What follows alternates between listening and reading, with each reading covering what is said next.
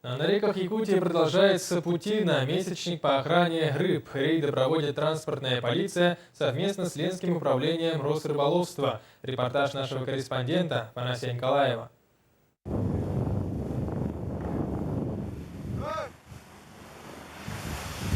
Добрый день, транспортная полиция, рыбоохрана. Серьезные штрафы и уголовная ответственность за незаконную рыбалку. Во время совместного рейда сотрудники транспортной полиции и Росрыболовства в Алютминском районе задержали браконьеров с поличным. У них было изъято 5 краснокнижных сибирских осетров. В итоге редкая рыба благополучно вернулась в среду обитания, а незадачливых рыбаков ждут штрафы и суд. Обнаружено и изъято 5 особей вида рыбы осетровой породы. Значит, они находились в живом виде, значит, выпущены в естественную среду, то есть они живые были.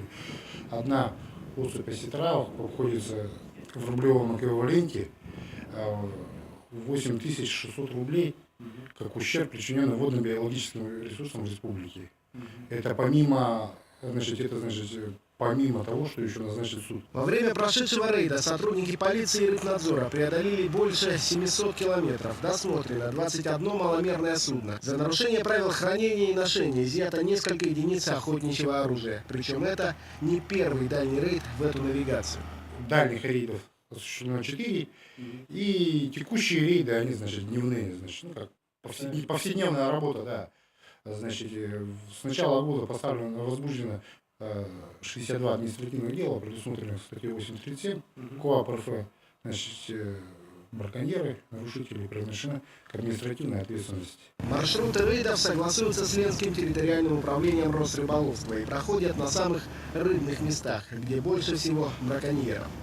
Ну, по нашим сведениям, большое количество как раз по осетрам у нас северные лусы, большое количество эпизодов были у нас по 5, по 3 особи осетра.